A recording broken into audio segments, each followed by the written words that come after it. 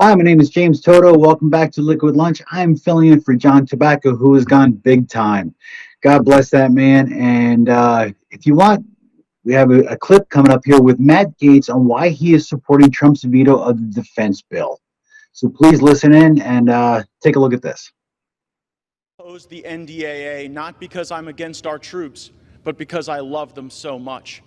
America's fighting men and women are so precious that they should not have to die in some failed state, some faraway land that most Americans can't even point to on a map, so that defense contractors can extend our involvement in these wars, so that lobbyists can get rich, and so that members of Congress can get reelected.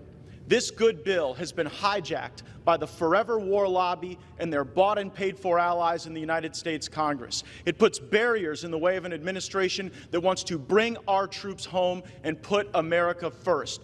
This legislation has become too swampy. It does good things to ensure that America can vanquish any foe on the battlefield, but we should only fight when that fight is just and proper. We have spent 2 decades trading the same villages back and forth in Afghanistan, and I believe that the administration that leads our country should work to bring those troops home. And unfortunately, this bill does exactly the opposite. From Afghanistan, from Germany, and elsewhere, I'm going to put America first, and I'm voting against this bill. I yield back.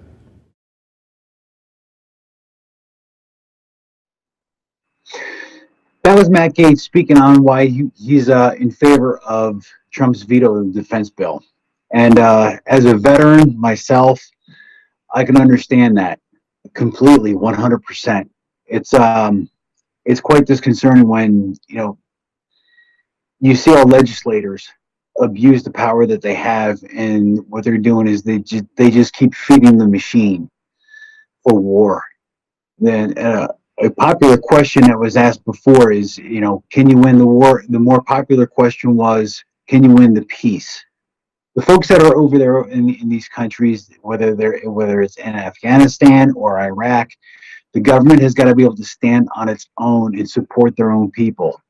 There's a lot of different political lines that are out there that are over there in Iraq and Afghanistan that we as Americans will not ever understand. There's a lot of religion that is based in their politics. There's a lot of different emotions that run with that, and there are a lot of different foreigners that are in that country that believe that they believe what they believe, and it's a lot different than what we do here in America. Now, in speaking on that, it's like I asked, can we win the peace? Winning war is one thing, winning peace is another. Can you have the people, you know, come together and talk intelligently about what's gonna happen with their country? There's a lot of different opinions on that. Andy Briggs in Arizona, he supports Trump's veto of the defense bill, and please take a listen in on this. Biggs here from Arizona's 5th Congressional District. I'm going to tell you briefly about the veto override that we just voted on. It's important to understand that President Trump vetoed the National Defense Authorization Act, which is about $900 billion of directed spending, except for it wasn't spent just on national defense. It had all kinds of policy in it, just junk. We're sending money, millions of dollars, to the Afghan security forces to do what? To teach them about gender equity. This is a country that, in parts of it, it's tribal and uses Sharia law. Also, we're sending millions of dollars around the world for early childhood development programs in other nations, not in our nation, which might benefit from that. We're also requiring small businesses to register with the federal government. And these are just a few of the myriad of problems for which President Trump said that he was vetoing the bill. I'm pleased to say that I am voting to sustain the veto. That means I'm voting with President Trump because I think his decision was correct to veto this bill.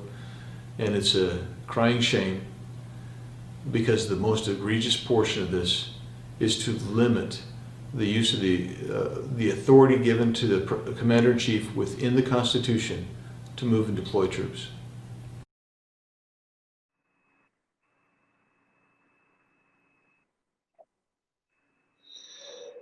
Well, that was Andy Briggs from Arizona, and it's amazing when you look at some of the things that are in the defense bill. They want to change the names of military bases from Confederate generals, whether it's Fort Bragg, Fort Benning. There's a whole laundry list of other bases that they want to change the names of. Now, I'm a graduate of both Fort Benning and Fort Bragg. I went to the JFK SWIC school down there at Fort Bragg. I went through basic and airborne school, infantry school at Fort Benning, and it's, are we going to just completely disregard our history and not learn from it? That's the reason why we have statues. One of which is to remind ourselves of our history, where we came from, and how we got to where we are. It was once said, and I cannot remember who said it. If we forget our history, we're doomed to repeat it. And that's what those statues are there to remind us of where we came from. It's not a matter of judging it in today's times, judging it from the time it took place and what they were standing for. Now, I am definitely against anything that supports slavery or anything like that. But if we want to forget the past, we're doomed to repeat it again in the future. And those generals that fought on the Confederate side, we need to understand the wrongs that they did. And if we forget about that, we're doomed to repeat it again.